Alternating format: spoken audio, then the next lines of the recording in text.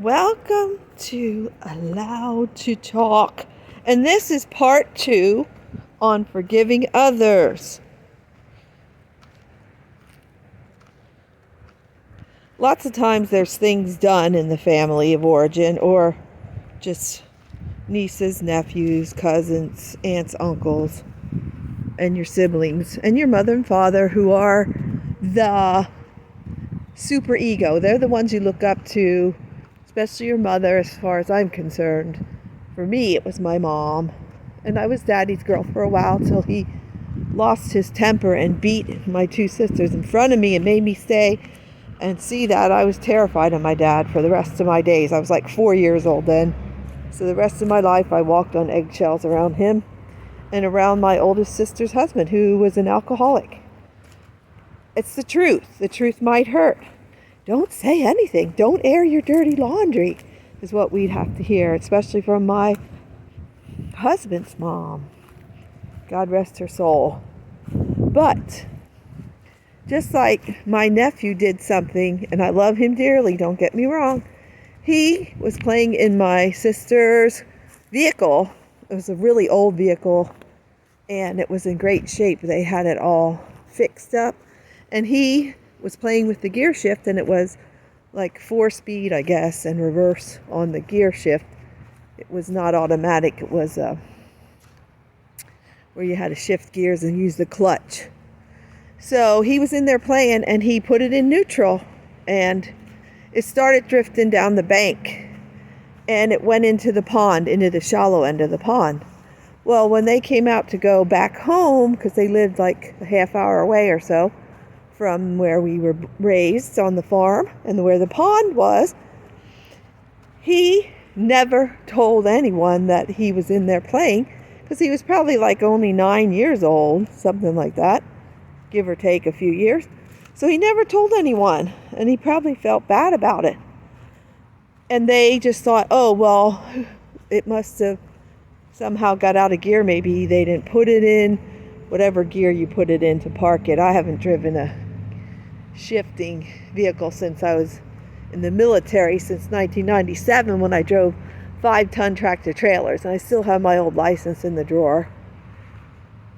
And you don't have to believe anything I say, but he never told anyone for years. It was probably 15 years later when he felt guilty about it and told them.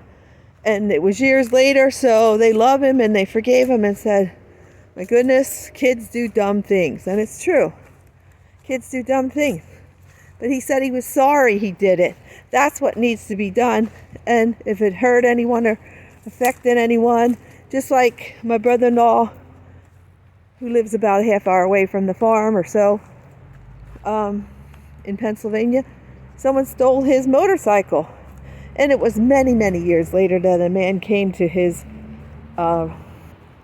business and said, I want to give you all that I have right now. I have $900, which will never pay for that motorcycle. The motorcycle was probably $4,000 or $5,000, but I'm the one who stole your motorcycle, and I'm so sorry if it affected you in any way. And he didn't want to take the money. I don't know if he did or not, but forgiving others is important. He forgave them.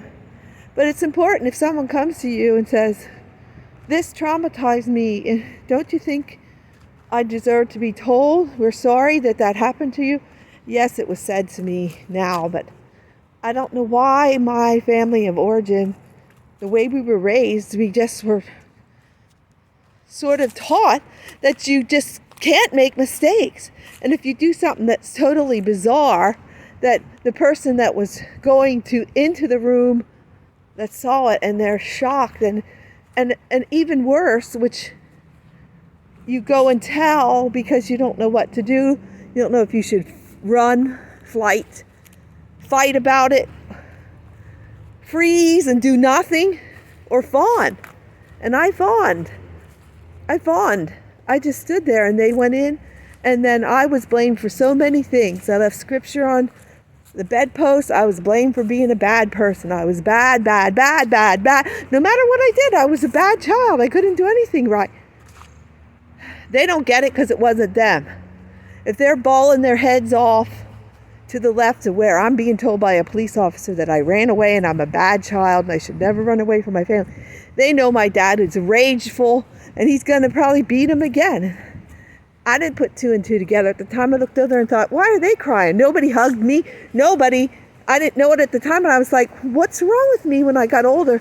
And I didn't understand anything. I don't know what's going on. Why am I so attracted and a magnet to people that are malignant narcissists on the job, in my life, the love bombing, and so on and so forth?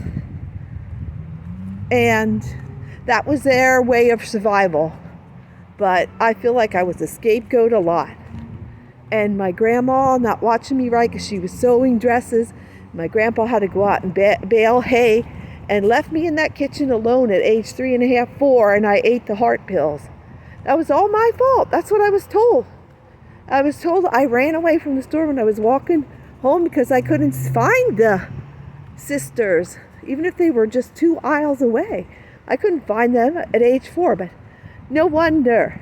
But nobody's going to take responsibility or say, yes, that all happened.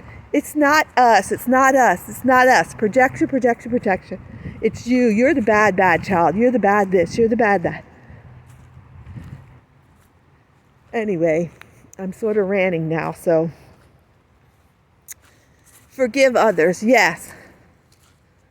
But you don't have to spend time with them if they make you feel like a piece of crap.